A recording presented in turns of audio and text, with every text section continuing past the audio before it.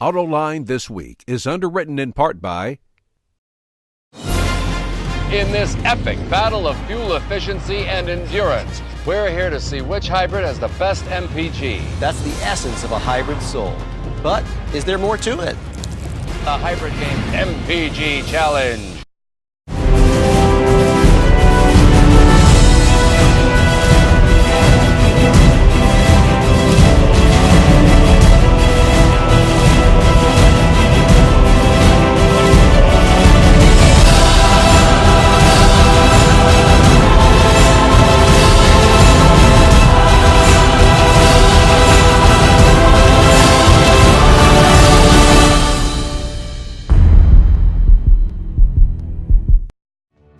And now, here is your host, John McElroy.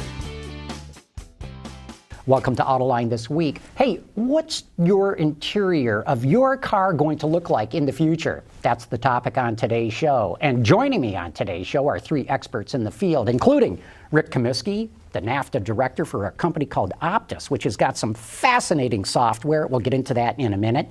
Han Hendricks is the vice president of advanced product development at the supplier company JCI. And Crystal Wyndham is the interior design director at General Motors. And I want to thank you all for having joined us here on Autoline This Week.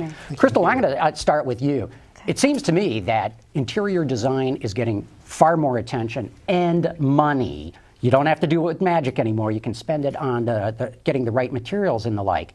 But what would you say, in order of importance, top three goals right now? What is GM really trying to achieve with its interiors? Right. Well, in general, our interiors are the excellent starting point to really build that relationship with the customer. And you can do it in a number of ways. One, making sure that you pick the right materials and interfaces for your customer. Also, the technology integration, that's something that we're paying very close attention to, making sure that we can really maximize the spaciousness and the different connectivity that's expected in our customer base. And also the surprise and delight features, I would say. Storage opportunity, lighting, really setting the mood for our interiors. So doing all of this together, but really paying close attention to the brand, our customer, and that global perspective. Han, JCI is one of the biggest, maybe the biggest interior supplier in the world. What are automakers telling you from all over the world, the kinds of things that they want to see going into interiors now? Yeah, I think so. Crystal already highlighted a number of really important things. For us also, lightweighting is very important.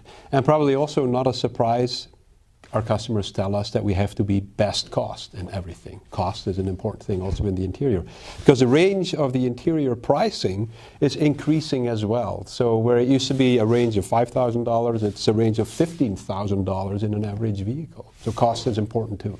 That's got to be difficult to do. Make it more beautiful, make it lighter, and oh, by the way, do it for less money. That's what we do. And we'll get into some of that too. Rick, your company's got some amazing software, OPTIS, that amongst a number of other things can capture the reflection that might be in the windshield or the side glass or other parts of the car. Run us through that a little bit. Right, yeah, and I think as Crystal said, the surprise and delight, right, from interior lighting. I think that the OEMs in particular want to not have it delight them by being in the glass systems or reflecting in sort of different ways where it's offensive to the driver or their perception of other things that are going on when they're driving the vehicles. So the technology that we provide helps the OEMs really integrate that surprise and delight into their vehicles. And the reflections that I see in cars will be maybe part of the navigation system or the gauges or the chrome rings on the vents get reflected in the side windows and the glass. And we've all lived with this, but you've got the software to solve that. Right, exactly. I mean, I think it's one of those things where drivers have just accepted it and not realized that from the design side, there's a way to solve these types of problems very early in the design cycle. So the OEMs have become very interested in using our technology to solve exactly the problems that you've highlighted there. Clearly, the influence is to go to high-end design, chrome around the HVAC vents or other flashy interior trim and materials using a brighter color than black for the IP. The OPTIS technology is an enabler, so it helps them do that. Crystal, let's go back to the customer. You say you want to surprise and delight them. You want to have the best interior possible for them. What is it that the human eye sees that goes, this is beautiful, this is great? Well, not only see, but also feel the touch. So when you get in, making sure that you have comfortable seats, making sure that you have nice soft interfaces on your door pads, steering wheel, shifters. So the high use areas, making sure that you have just the right materials there. As far as making things pop out, you want the right things to pop out. I think that's a good conversation with the bright work and being able to plan ahead. That was a key thing that Rick was pointing out, being able to plan ahead with those jewelry-like features and placing them properly in the interior. But I think lastly, again, the technology piece of that is a big part of it. Explain what you mean by technology. Well, technology, to watch the packaging of technology get a lot smaller really enables a lot of design flexibility. I'll use the 2014 Impala for an example. The screen was packaged a lot smaller. So that really enabled storage behind that screen. So what you mean is, literally, you're putting a flat screen Yes. on the instrument panel Absolutely. or the console of a car. So really- So you've got more room behind it to put things Absolutely. More storage for the customer. now. And what about, everyone says, oh, you have to pick the right materials.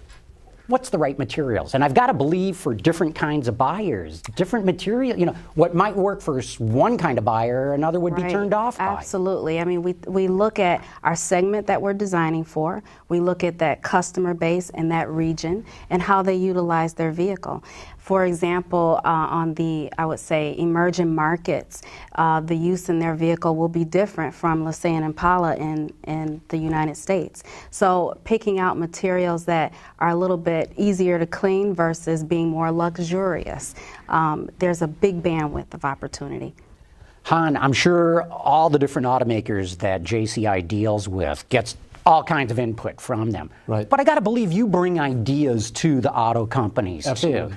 Where do you get your ideas, and what kinds of things are you showing them these days? Right, yeah, but we have our own consumer research activity, and we regularly do our own studies globally, and we recently completed a study that we did in North America, Europe, and Asia, specifically looking at 3 themes that we believe are going to be important in the future, also impacting the interior.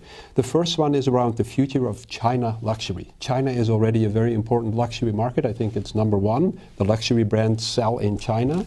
So what used to be BMW and Daimler setting the tone for what is luxury in vehicles, we think that China is going to have a global impact. The other one is around mega city small cars. In 2025, more than 60% of the global population will live in big cities.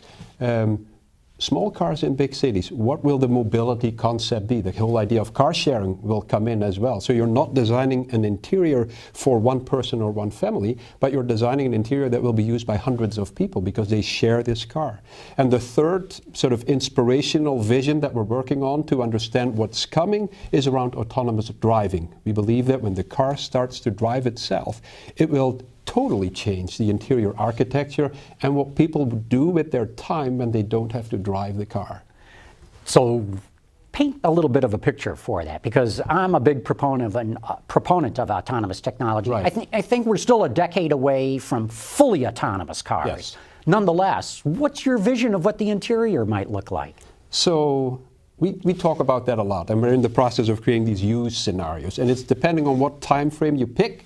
But if you make it independent of time and you let the designers go with their freedom. So we have Danny. Danny is 30 years old. He is 10 pounds overweight. So he's going to use his 40 minutes to work and back to exercise and lose his kilo. In his car? In his car, because he doesn't have to drive. Now you have Crystal. She's a mother of 2, and she hates it when she comes home. She has to cook for an hour for her children. She doesn't do that at home anymore. She prepares the meal in the car because she doesn't have to drive. Comes home, puts it on the table.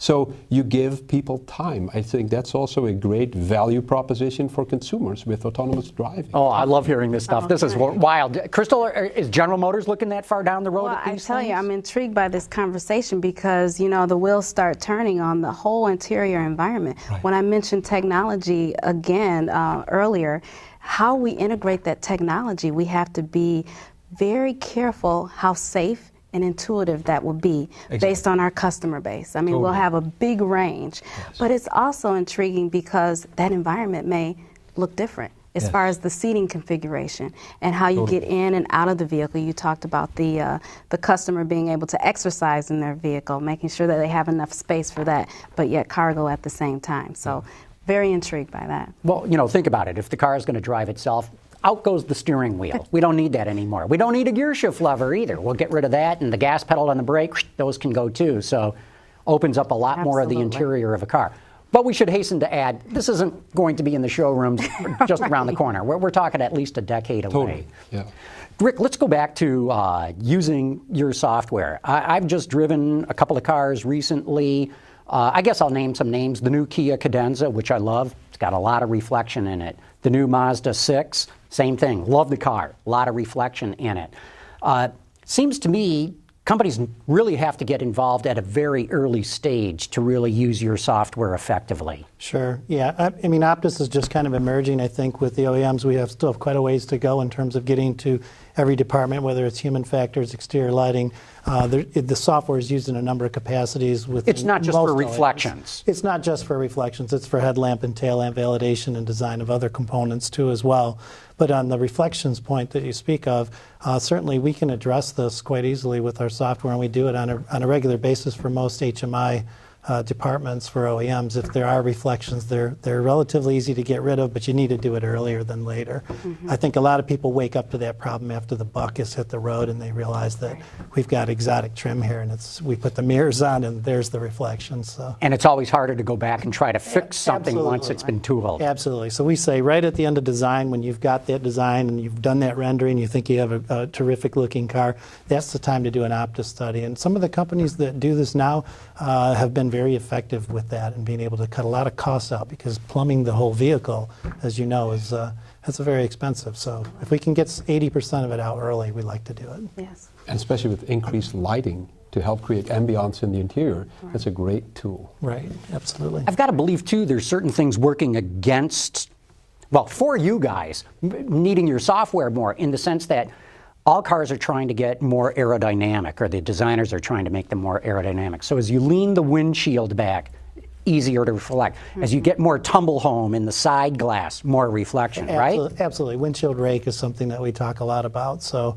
again, it really depends on the materials, and I think that's the part that people have a misconception about. If you want to use the orange dashboard, you can. I mean, we've seen these cars at the auto show, and the average person walks up, they don't see it, right? I look at it and I say, okay, there's somebody who needs an OPTIS study. But I mean, at the end of the day, we can use the orange color. It's all about the optical properties. So we're talking about, and I don't want to get technical for your readers or users here, but I think that, you know, the reflectance functions of the material, it's really what we're looking at. It's not, it is color, but there's actually a reflectance function. In other words, you can have a black top of the instrument panel and still have a shine. Absolutely. Right. So how do you fix that? Well, you have to work with the material scientists to come up with the proper application, to the proper formulation for the IP or for a particular chrome component. The other part is we can use geometry too as well. So if we work early, you know, 2 or 3 degree shift on an instrument cluster or a nav screen, we can just recess that chrome on the HVAC vent. There's little tricks that we can play, but we don't know what they are unless we do this study to really see it.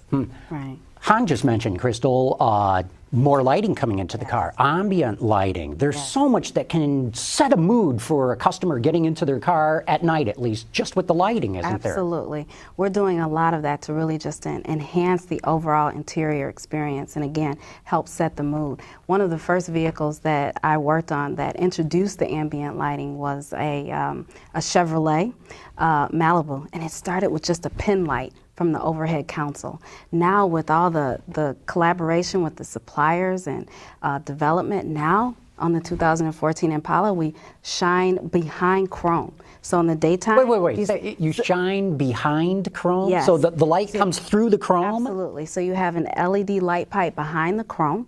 So it really utilizes the packaging space very well. So what you're saying is, during the daylight, it looks like a chrome strip. At night, it's actually glowing. Yes. That's cool. Yes. Love it. And it really just, again, helps set the mood, gives it a surprise and delight for the customer. You can tune it so the customer can get it at the level that's more comfortable for them. So Very interesting. Yeah, love it. And Han, obviously, you're getting input from the different automakers to put more of this lighting in cars. Yeah, it's the whole play between light and surface. Light through surface, what Crystal already said, but reflection.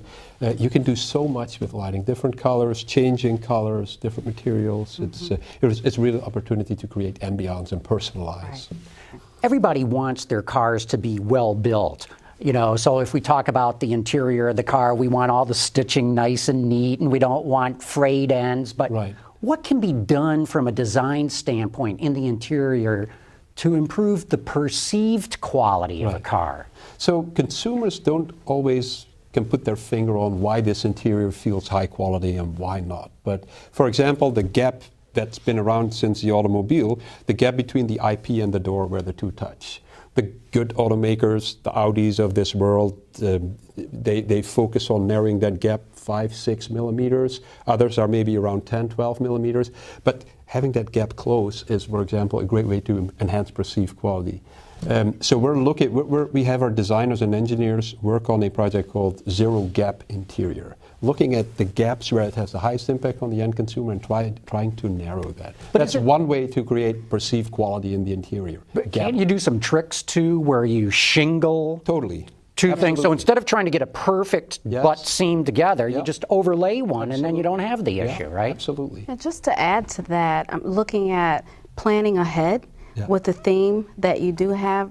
One example, on some of our vehicles, we have this wraparound dual cockpit design, and that really highlights that interface between the IP and door. But recently, we've been able to pocket at the doors with the IP nestles into the door to really minimize that offset look or the gap, and it really still gives you that continuous flow, but we do it with color. And we simplify the design. I think simplicity is a big key in getting the perceived quality up the way we want it. Yeah, we're working on a suspendable fabric where the IP now actually nests inside the door and the gap is eliminated. Very nice. And talk a little bit more about materials too from a touch standpoint, or as the designers say, the hand of the material. What does everybody want these days? So we see a trend in we call it katsu wrap, so stitched surfaces that used to be in the higher segments, very luxurious Mercedes, Cadillac, and so forth. But we see that cascading down. We're working with a customer on a D-segment vehicle, so let's say Passat, C-Class Mercedes, that level of vehicle, where the original take rate for cut-sew wrap surfaces in the quote process was 10%, and 12 months into it, they upped it to 40%, with Chinese market even doubling that take rate. So the customer wants this. Exactly. So it's this luxurious premium feel that is cascading down into the lower segments. Small cars, but more luxurious. Right. Crystal, one of the trends I'm picking up on is I'm seeing much more interesting seams and stitching. In fact, Cadillac, I think, has its own unique stitching, a patented stitch, which I never even thought that we'd see the day of. But tell us a little bit more of what you're doing in that area. So as far as stitching goes, it's just a nice way to convey that this surface is soft and it's high quality. I mean, let's face it, our customers, they expect more. And I think a lot of the fuel economy comes into play, that people want a smaller vehicle, but they expect, you know, the higher quality premium materials even within the smaller segment. So stitching and the different processes to support them have found their ways in several Chevy products, and it's also a way to develop a fashion interior. So really play up and introduce different stitching, maybe two-tone stitching, French versus dexing. So it really just enables a lot more design flexibility and really gives it a higher quality appearance. So regarding this higher quality appearance, you mentioned the collaboration with suppliers. I think what my lessons learned has been also is when suppliers have an opportunity to work early in the development cycle with our OEM customers, we can help make the design themes more manufacturing feasible earlier in the process. So you don't have the changes at the end of the development, sort of compromising the original design theme, but making sure that the craftsmanship and perceived quality stays exactly where it should be, very high. Hans, you're absolutely right. I have to say that as a designer, I really value that collaboration with suppliers. We worked with JCI on the Impala, and I have to say, some of the initial feedback from our customers and the media have been very encouraging. Great. Very encouraging. And we had that type of interface early on. Perfect. Yeah. We've seen lit seats and lit floor mats recently, so I know it's getting pushed further and further. I also think with OLED too, which is interesting. That What's OLED? OLED is basically organic LED, so it's flexible. It's a surface that illuminates as opposed to being a small bulb, but we're seeing it now in cars where we're going to light up the trim itself, or light up the IP itself and be able to change the color of it. So that, I think, is going to be interesting, especially when we're talking in the headliners. We're seeing sconce lighting where they want to light up or put a glow to the whole inside of the cockpit from the That's got to look awesome. That's got to. I can only just imagine it right now. That's coming fast. I think you're going to see a lot with OLED. Recently, we saw a presentation where somebody was talking about transparent OLED, so they would use it in the sunroof to put a star scene at night. So, I think a lot of this is the next 5 years. It's going to come very, very quick. Isn't part of the problem of everything that we're talking about here is, I test drive probably 100 different cars a year, and almost without exception, when I get inside them, they're either black or beige or gray. And so we're talking about all this exciting design things, and yet we come down to essentially 3 basic colors in the car. Is that going to change? Oh, absolutely. I think it has changed. I see with that color combination, you make sure that certain customers are taken care of that want the typical colors, but yet we have room for what we call more of a fashion-oriented interior. And so what you can do is just a dash of color here or there, utilizing technologies such as Rich talked about, really enables the right placement of that color, tying into stitching and having that come into play. So I think there's absolutely room in the future for adding more colors in our interiors. Han, how do you see it? Yeah, I'm just thinking about 3 generations of Mercedes B-Class, the decorative trim in that vehicle. So in the first generation, there were some plastic parts. In the second generation, it had a variety of different finishes, and it was about twice the size. In the recent introduction of the B-Class, the decorative trim surfaces have at least quadrupled in size since the generation 1, and the variation that you can get is a lot more. So it's maybe not on the large surfaces where you see more neutral colors, but putting those personalized accents in the interior, a lot of variation. And light as well coming into that. Yeah, light. Absolutely. Crystal, you mentioned how you love collaborating with suppliers and getting their ideas too. There's been sort of 2 paths in the industry. One where automakers work with a multitude of suppliers to work on an interior, or just work with one. Where do you see it going? Which path do you think the industry will go down? Right, well, we'll see. I've seen it done in multiple ways in my career at General Motors, one being with JCI having a little bit more of the work on the recent Impala.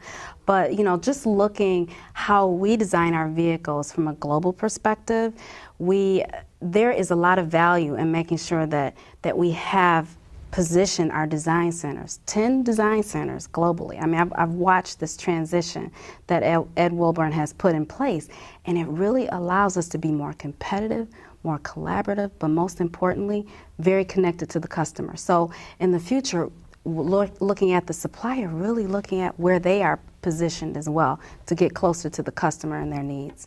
Han, of course, I'm sure at JCI you'd love to take the whole interior on a program, but I know there was an issue with automakers feeling that they were giving too much to the supplier to do, and that they were losing some in-house capabilities. Yeah. So where do you see this going? So first of all, it's always in a partnership. And we're happy with a door panel program. We're happy with a total interior. It's regionally different. We've seen total interiors with us happening in North America and Europe, but very much in Asia as well with our Asian customers. And we're not in this game to take over the design and the responsibilities for all of that, but we're here to support and to make sure that we can industrialize the vision that our customers, design studios have in a way that we can manufacture it fast and easy and for the right price.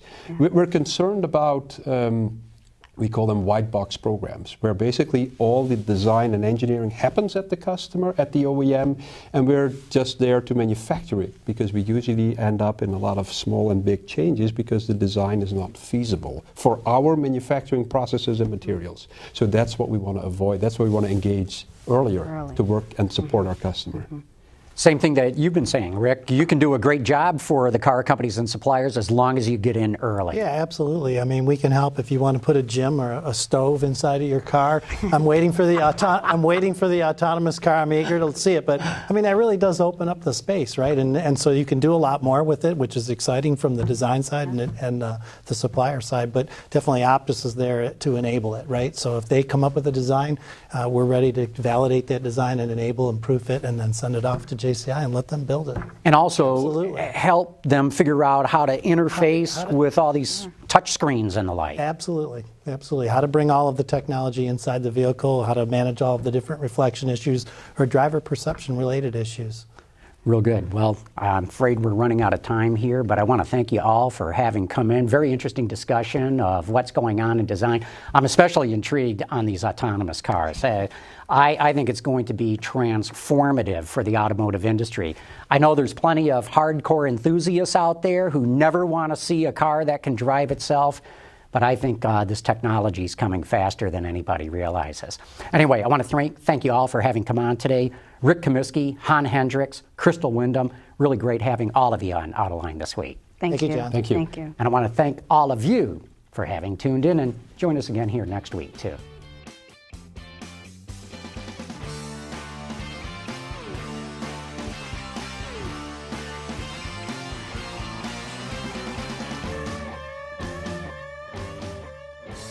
Autoline This Week is underwritten in part by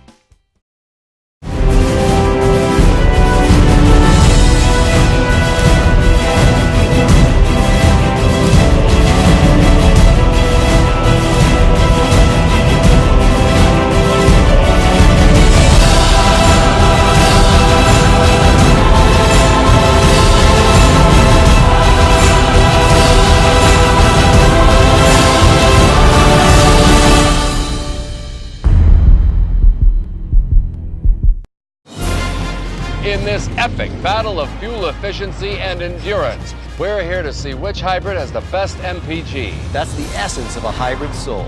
But is there more to it? The Hybrid Game MPG Challenge.